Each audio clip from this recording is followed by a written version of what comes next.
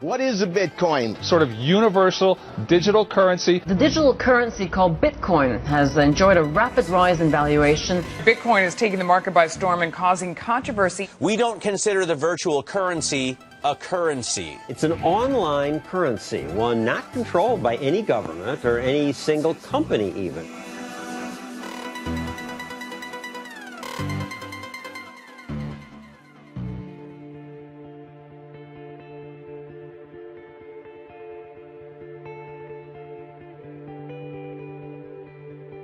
In order to understand Bitcoin's potential to revolutionize the global financial system, we must first understand what it is and why it matters.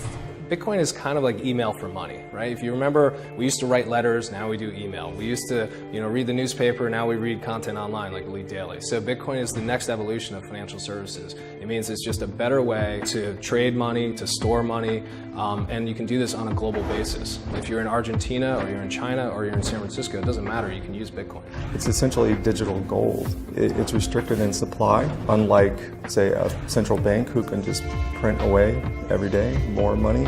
There's a restriction. The algorithm of Bitcoin prevents that from happening. In the 5 years since it was first introduced to the public, Bitcoin's popularity and value have skyrocketed. In 2010, a Bitcoin was valued at less than $1. Last December, the price for a single Bitcoin soared to more than $1,100. But what do you actually use them for, Trace Mayer?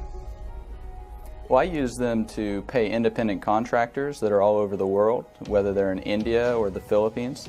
I've used them to purchase digital products such as ebooks or MP3 files. With Bitcoin, everything is mathematically provable. The number of Bitcoins that exist, whether they've been transferred or not.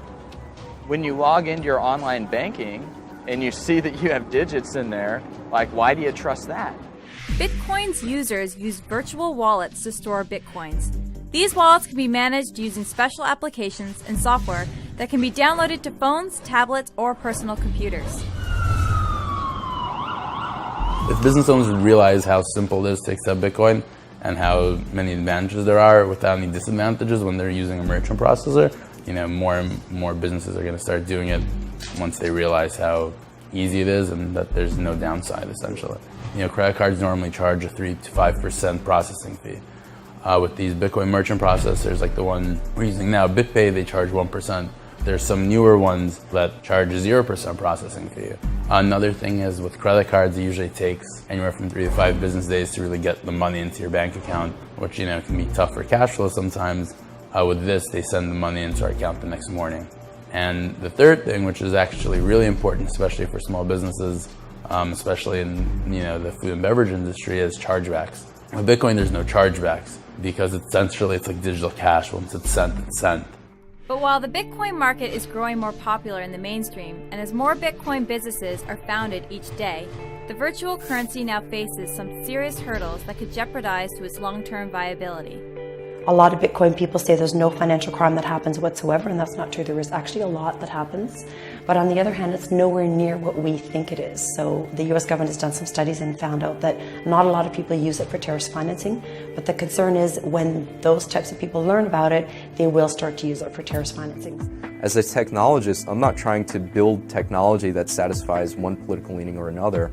I'm focusing on how can we provide choice so that those people who want to evade taxes or be fully anonymous, sometimes I want to be fully anonymous, and at the same time allow consumers who want to buy things from Amazon with Bitcoins, that Amazon has a clear path for how they can do that from a regulatory compliance standpoint, so that those people that want to buy things from Amazon can.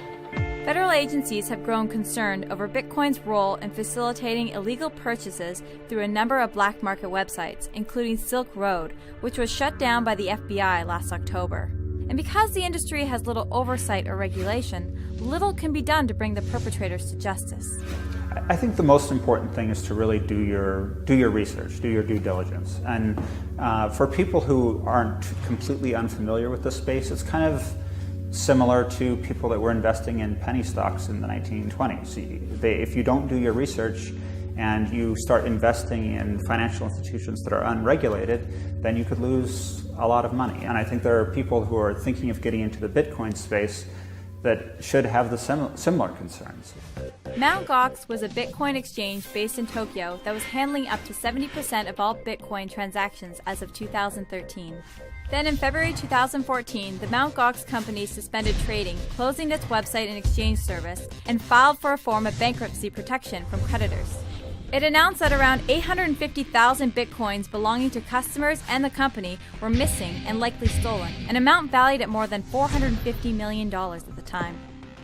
I think it's sad that money was lost, that wherever it went, we don't know. But I think it can be a good thing in that it's an investment in the need to address this issue. You know, people compare Bitcoin to where we are today to 1994 and the internet. In the beginning of the internet, it wasn't secure. You had to have systems like SiteAdvisor and VeriSign and RSA come on and say, here's how we're going to secure the internet, make it possible that you can actually type your credit card into a web browser and not get your credit card stolen. You have people that are increasingly willing to fund Bitcoin companies, and they want to work with regulators because there's so much money funding those efforts that automatically kind of shifts the trend within the industry because they have more resources. You know, the beautiful thing about technology is that it's apolitical. And trying to shape it, direct its path as far as a political motivation, I think is both disingenuous and hurts the technology. I think we're seeing that the U.S. efforts are to regulate the intersections with Bitcoin. So like our payment processors, our exchanges where you exchange dollars for Bitcoins, etc. But they seem to be of the opinion, you know, we're going to not regulate the protocol itself. And that makes a lot of sense because it's the technology and the innovation that has really driven the U.S. economy for the last 20 years. It's the Facebooks, the Googles, the Amazons, it's our tech industry, and I think they see this as being a similar area. There's a lack of healthy dialogue between the various parties.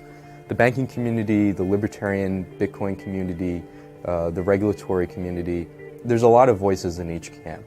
So I think trying to find some common ground that satisfies most people's needs is really challenging. When I first started writing about Bitcoin about a year and a half ago, I was one of the only lawyers to suggest that it should be regulated. And as a result of that, I got hundreds of tweets one day, most of which were very negative, but one of which was an American tweeter that tweeted out Christine Duhame should be killed. I mean, we've received death threats, and you know, Bitcoin is bigger than any one individual, in my opinion, and so that's the philosophy I take on it. But there's still a faction of people that really believe in Bitcoin and don't want it to change, and they see it as a threat when you suggest that Bitcoin has legal risks. As politicians in Washington and throughout the world consider ways to better regulate the industry, Bitcoin's most enthusiastic supporters flocked to Manhattan on April 7th and 8th to attend a conference that would explore the future of digital currency. Bitcoin at $465.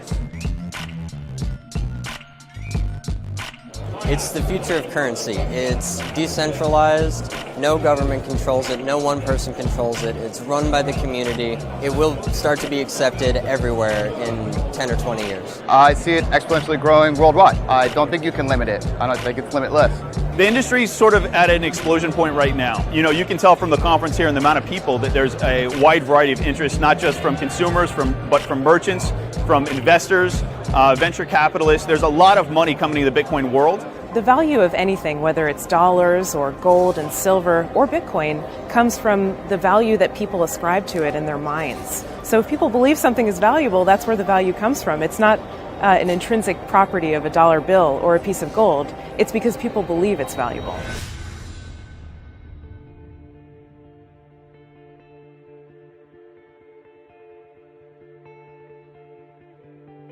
There have already been several millionaires made in Bitcoin. In my opinion, there will be many billionaires made in Bitcoin. I think it's going to be regulated in Canada and in the US a lot more than it is now. And I think it's going to be adopted by the major banks and will become a mainstream way in which we do financial transactions. We might have micropayments inside publications online where you can pay half a penny every time you read an article. So this kind of electronic money exchange is going to change the world. People are speculating that you could start seeing contracts that somehow include Bitcoin technology. But who knows? This is just speculation. 5-10 years from now, Bitcoin could be anywhere. Bitcoin's either going to zero or it's going to $1 million a coin. If it's going to be successful, it's going to be worth a lot. 5 years from now, where I'd like it to be is changing the world in a positive way, providing mobile banking to the millions of unbanked people in the world, bringing up the quality of life of many people in developing countries who don't have access to safe financial systems, and increase the standard of living for everybody globally. That's what I'd like to see. Bitcoin never sleeps. It's a 24/7 industry, and if you take a vacation, you're going to miss it.